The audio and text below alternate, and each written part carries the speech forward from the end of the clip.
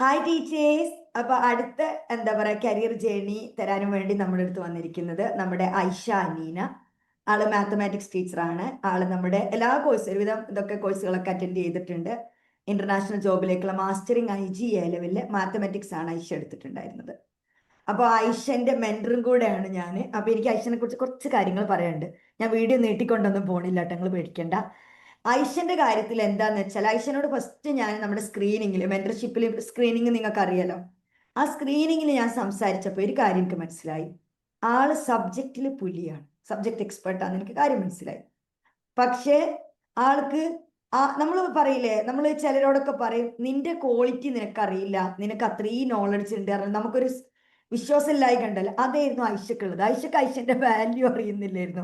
എനിക്ക് തന്നെ തോന്നി നല്ല സബ്ജക്ട് എക്സ്പേർട്ടാണ്, ആൾക്ക് ഭയങ്കര കോൺഫിഡൻസ് കുറവായിരുന്നു.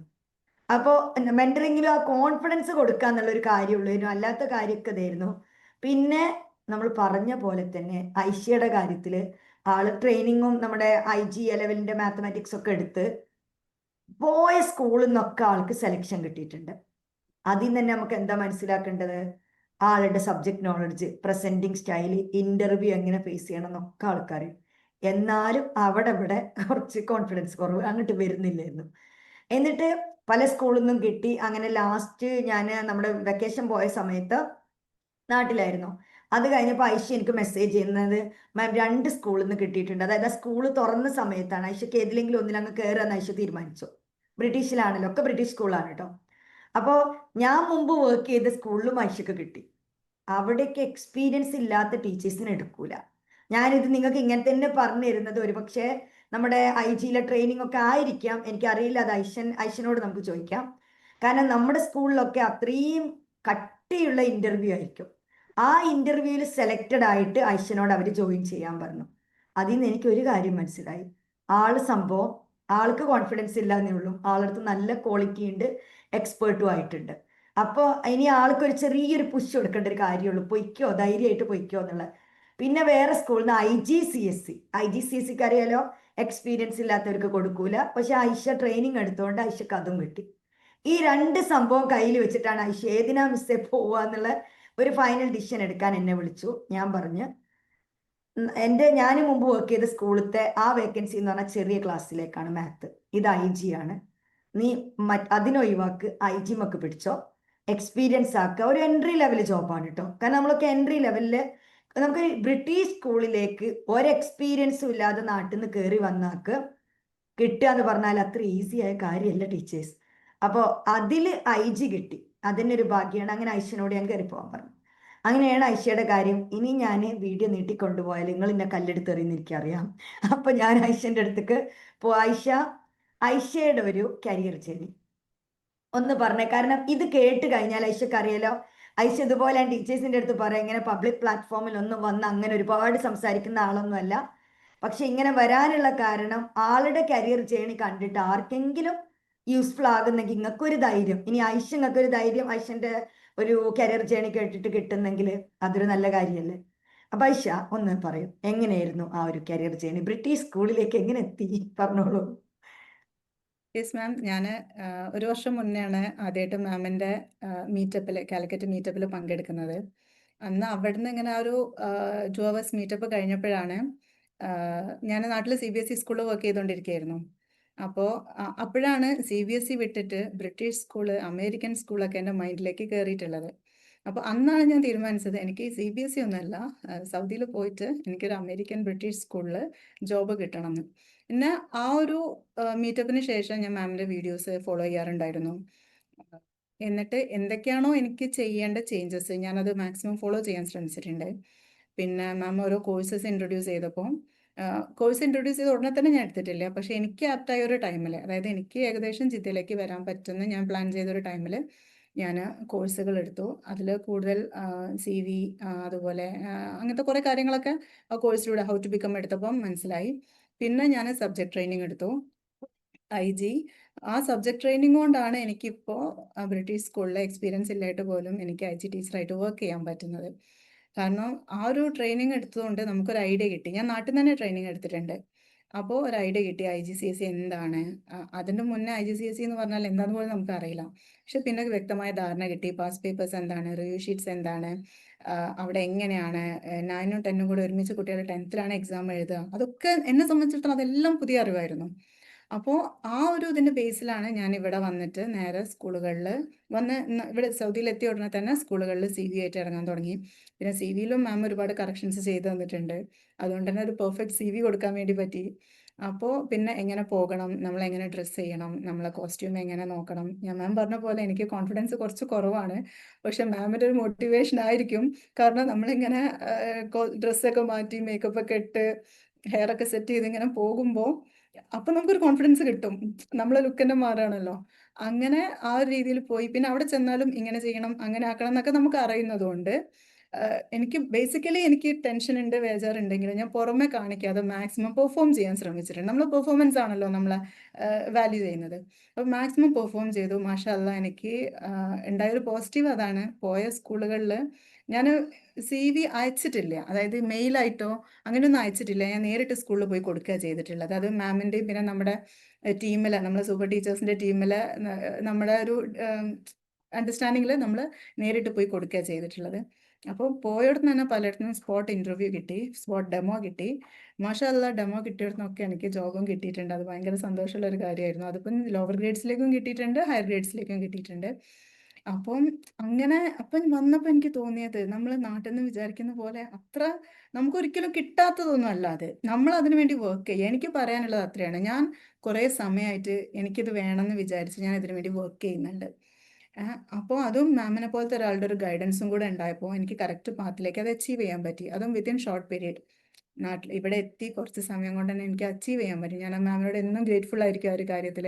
കാരണം ഈ മാമിൻ്റെ ഒരു സപ്പോർട്ട് ഇല്ലാതെ വന്നു കഴിഞ്ഞാൽ ഒരു പക്ഷേ ചിലപ്പോൾ ഞാനൊരു CBSE സ്കൂള് മേ ബി അങ്ങനെയൊക്കെ ഒതുങ്ങിക്കൂടേണ്ട ആളാണ്. പക്ഷേ ഇപ്പോൾ എനിക്ക് ഇവിടെ ഇങ്ങനെ മാഷാ അല്ലാ നല്ല ജോബ് IGCSE മാത്ത് ടീച്ചറായി കിട്ടുമ്പോൾ അൽഹംദുലില്ലാ ഞാൻ ഹാപ്പിയാണ്. മാമിൻ്റെ സപ്പോർട്ടിനും അതുപോലെ പഠിച്ചോൻ ഇവിടെ വരെ എത്തിച്ചതിനും ഒക്കെ അൽഹംദുലില്ലാ ഞാൻ ഗ്രേറ്റ്ഫുൾ ആണ്.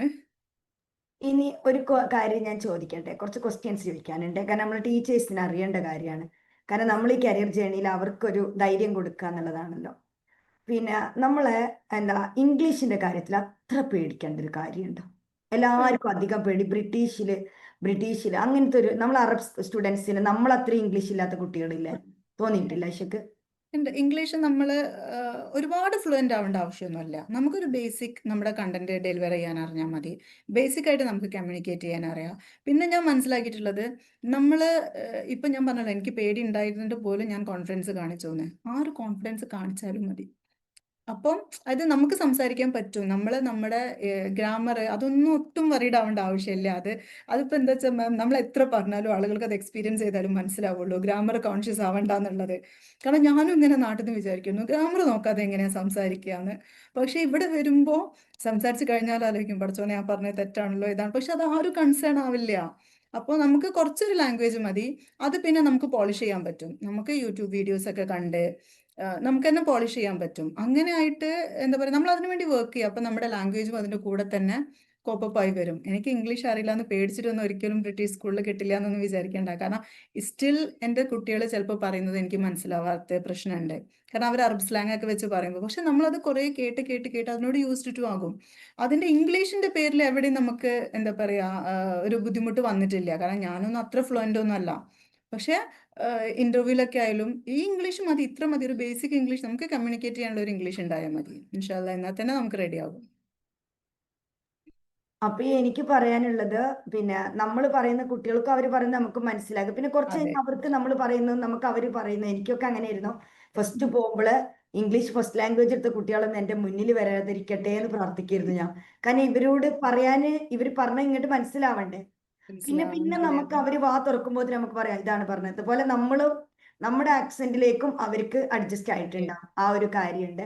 പിന്നെ ഞാനൊരു കാര്യം ചോദിക്കട്ടെ, യെസ് മാം. CBSE സ്കൂളിലാണല്ലോ നാട്ടിൽ വർക്ക് ചെയ്തത്. അതെ അപ്പൊ നാട്ടിലെ സ്കൂൾ ഞാൻ എപ്പോഴും വീഡിയോയിൽ വന്നിട്ട് പറയും. അപ്പൊ നാട്ടിൽ വർക്ക് ചെയ്തൊരു ടീച്ചർ ആയതുകൊണ്ട് ഈ ക്വസ്റ്റ്യൻ ചോദിക്കണേ. നാട്ടിലെ സ്കൂള് പോലെയല്ല ഗൾഫിലെ സ്കൂള്, കറക്റ്റ് ആണ്? കംപ്ലീറ്റ്ലി എൻ്റയർലി ഡിഫറെൻ്റ് ആണ്. ആ, എന്താണ് ഒരു വ്യത്യാസം CBSE ബ്രിട്ടീഷിലേക്ക് വന്നപ്പോ? കണ്ടന്റിൽ നല്ല ഡിഫറൻസ് ഉണ്ട്. ഉം. കാരണം CBSE അത്ര ഹാർഡല്ല IG. ഉം. പിന്നെ കുട്ടികൾക്ക് ഈസിയാണ്. കാൽക്കുലേറ്റർ യൂസ് ചെയ്യാം, മാത്തിലാണെന്നുണ്ടെങ്കിൽ കാൽക്കുലേറ്റർ യൂസ് ചെയ്യാം. ആ. കുറച്ചും കൂടെ ഈസിയാണ് കാര്യങ്ങൾ. പിന്നെ CBSE മാത്തിനെക്കാളും IG മാത്ത് ഈസിയാണ്. അത് ഈസിയാണ്. ഞാൻ നിങ്ങളുടെ ക്ലാസ്സിൽ ഇരുന്നപ്പോഴും എനിക്കറിയാം, ലൈവ് ക്ലാസ്സിൽ ടീച്ചറും നിങ്ങളും പറയുന്നത് കേട്ടിട്ടുണ്ടായിരുന്നു. അതെ. അപ്പൊ ധൈര്യമായിട്ട് പോ. അവര് കാൽക്കുലേറ്റർ ഉപയോഗിക്കുന്നതുകൊണ്ട് നമുക്ക് ആ കാൽക്കുലേറ്റ് ചെയ്യിപ്പിച്ചിട്ട് കണക്ക് കൂട്ടിച്ചിട്ട് അവരെ കൊണ്ട് അല്ലേ? അതെ, നമ്മളെ നാട്ടിലൊക്കെ കുട്ടികൾ മാത്ത് എക്സാമിന് ഏറ്റവും കൂടുതൽ ടൈം കൺസ്യൂം ചെയ്യുക അവർ ഡെസിമൽസ് മൾട്ടിപ്ലൈ ചെയ്തിട്ടും സേർട്സിന്റെ വാല്യൂ കണ്ടുപിടിക്കാനൊക്കെ ശ്രമിച്ചിട്ടാണ്. പക്ഷെ ഇവിടെ അതൊക്കെ കാൽക്കുലേറ്ററിൽ സയന്റിഫിക് കാൽക്കുലേറ്റർ തന്നെ യൂസ് ചെയ്യുക അവർക്ക്. അതുകൊണ്ട് തന്നെ കുറച്ചുകൂടെ കണ്ടന്റും അത്ര ഡെപ്തിൽ പോകുന്നില്ല. +2 ലെവലുള്ള കണ്ടന്റ് വരെ വരുന്നുണ്ട് ഇവിടെ IG-യിൽ. പക്ഷെ സിമ്പിൾ ആണ്, അതിന്റെ ബേസിക് സിമ്പിൾ വേർഷൻസ് ആണ് ഉള്ളത്. അപ്പൊ അതുകൊണ്ട് തന്നെ കുറച്ചുകൂടെ ഈസിയാണ് കുട്ടികൾക്ക്. അതുപോലെ നമ്മുടെ CBSE തിയറി ബേസ്ഡ് ആണ്, ഇവിടെ കൂടുതൽ അതെ, ആപ്ലിക്കേഷൻ അനലൈസ് അതെ, ചെയ്യുന്നത്. ആപ്ലിക്കേഷൻ ലെവലിലാണ് വരുന്നത്. അതെ, ടെക്നോളജി കൂടുതൽ യൂസ് ചെയ്യുന്നുണ്ട്. ടെക്നോളജി കൂടുതൽ യൂസ് എനിക്കറിയാം, ചെയ്യുന്നത്. നിങ്ങൾ PPT പ്രിപ്പയർ അതെ, ചെയ്തൊരു പരിവായിട്ടുണ്ട്. അതെ, നമ്മള് നാട്ടിലൊക്കെ വെറും ബോർഡ് ചോക്ക് ഇതിൽ കഴിഞ്ഞു, മാത്ത് എസ്പെഷ്യലി മാത്ത് ഇതിൽ അങ്ങോട്ട് കഴിഞ്ഞു. പക്ഷെ ഇവിടെ നമ്മൾ PPTs അതുപോലെ എല്ലാം ടെക്നോളജി ബേസ്ഡ് ആണ്. ആ ഒരു പ്രത്യേകിച്ചും ഇപ്പോഴത്തെ സ്കൂളുകളൊക്കെ എല്ലാം ഈ സ്മാർട്ട് ബോർഡും ഒക്കെ ഇൻട്രൊഡ്യൂസ് ചെയ്യുന്നതുകൊണ്ട് തന്നെ മിക്ക സ്കൂളുകളിലും അങ്ങനെ തന്നെയാണ്, ടെക്നോളജി യൂസ് ചെയ്തിട്ട് തന്നെയാണ് ക്ലാസ്സസ് എടുക്കുന്നത്. അപ്പൊ അതിൽ നമ്മൾ കുറച്ചും കൂടെ അവെയർ ആയിരിക്കണം. പിന്നെ എനിക്കൊരു PPT പോലും നല്ലപോലെ ഉണ്ടാക്കാൻ അറിയാത്ത ആളായിരുന്നു. പക്ഷേ അൽഹംദുലില്ലാ ഇപ്പം PPT എല്ലാം ഏബിളായി. ഇപ്പൊ 2 മാസം കൊണ്ട് അത്യാവശ്യം ഒരു 2 വർഷത്തേക്കുള്ള എക്സ്പീരിയൻസ് ഇപ്പൊ തന്നെ കിട്ടിയിട്ടുണ്ട്. അതൊരു വലിയൊരു അസറ്റാണ്. കാരണം വളരെ ഷോർട്ട് പീരീഡ് കൊണ്ട് നമ്മളെ സബ്ജക്റ്റിൽ നമുക്ക് കുറച്ചും കൂടെ ഒരു ഐഡിയ കിട്ടി. അതുപോലെ കുട്ടികളെ എങ്ങനെ മാനേജ് ചെയ്യണം, പിന്നെ ഇതുപോലെ review sheet, work sheets, pass papers, അങ്ങനെ കുറേ കാര്യങ്ങളിൽ നമ്മുടെ സ്കൂളിലാണെന്നുണ്ടെങ്കിൽ എല്ലാം വളരെ അപ് ടു ഡേറ്റ് ആയിട്ട് പോകുന്ന സ്കൂളാണ്. അപ്പം കാര്യങ്ങളെല്ലാം പെർഫെക്റ്റ് ആയിട്ട് ചെയ്യുന്നത് കൊണ്ട് തന്നെ എല്ലാ കാര്യങ്ങളും ഈവൻ റിപ്പോർട്ട് കാർഡ് വരെ ഇപ്പം നമ്മൾ എല്ലാം ടെക്നോളജിയിലാണ് നമ്മളിവിടെ ചെയ്യുന്നതും. അതാണ് ഒരു മാറ്റം. നാട്ടിലൊക്കെ നമ്മൾ റിപ്പോർട്ട് കാർഡിൽ എഴുതുമ്പോൾ ഇവിടെ എല്ലാം നമ്മൾ ലാപ്ടോപ്പിൽ ടൈപ്പ് ചെയ്തിട്ടാണ് ചെയ്യുന്നത്. അപ്പോൾ അതുകൊണ്ട് തന്നെ അതൊക്കെ ഇപ്പോൾ എക്സ്പീരിയൻസ്ഡ് ആയിരുന്നു. അതെല്ലാം വലിയൊരു അസറ്റാണ് ഈ ഒരു കുറച്ച് സമയം കൊണ്ട് തന്നെ കിട്ടിയിട്ടുള്ളത്.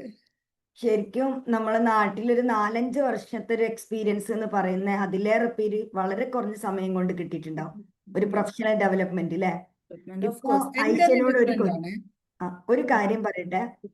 ഇപ്പൊ ഐഷ ഇപ്പൊ ബ്രിട്ടീഷ് സ്കൂൾ എന്നുള്ളത് മാത്രല്ല, ഐഷക്ക് തന്നെ നമുക്കൊരു പ്രൗഡ് ആവുമല്ലോ. ഇപ്പൊ ഐഷക്ക് തന്നെ തോന്നുന്നില്ല ഐഷ ഒരു പ്രൊഫഷണൽ ടീച്ചറാന്നുള്ള ആ ഒരു ഫീല് കിട്ടുന്നില്ലേ? ഓഫ് കോഴ്സ്, അല്ലെ? ഇപ്പൊ തീർച്ചയായും. ആരെന്ത് ചോദിച്ചാലും, കാരണം ആ ഒരു ലെവലിലേക്ക് സ്കൂള് മാറ്റി കഴിഞ്ഞു ഐഷനെ. Yes, സ്കൂളിന്റെ ഓരോ ഇൻസ്ട്രക്ഷൻ കിട്ടി അവരുടെ ആ ഒരു പണി ആദ്യം നമുക്ക് കുറച്ച് ബുദ്ധിമുട്ട് തോന്നും.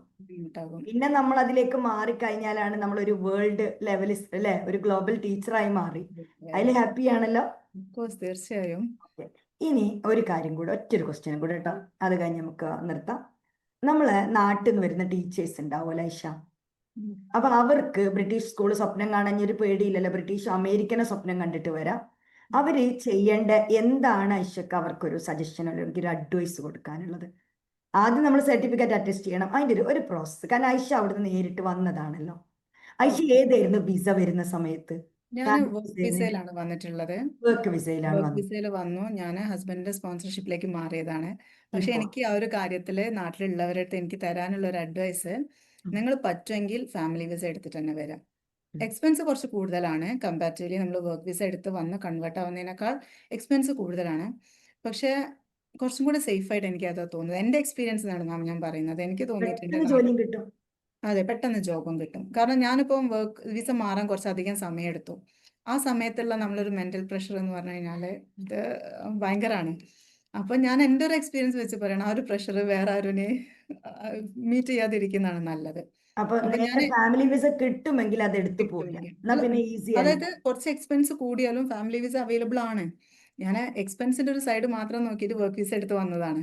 പക്ഷെ ആ ഒരു റിസ്ക് എടുക്കണ്ട, നമുക്ക് എക്സ്പെൻസ് കൂടിയാലും ഫാമിലി വിസയാണ് സേഫ്. അതാണ് ജോബ് കാരണം കിട്ടിക്കഴിഞ്ഞാൽ നമുക്ക് നല്ലൊരു കാര്യമാവും. പിന്നെ ഓഫ് കോഴ്സ് അതെ. നാട്ടിലൊരു സിസ്റ്റം, ഇപ്പൊ എനിക്ക് തോന്നുന്നു ഐഷക്ക് അതൊന്നും കൂടെ പറയാൻ കഴിയും, അതുകൊണ്ടാണ് ഐഷനോട് ചോദിക്കുന്നത് കേട്ടോ.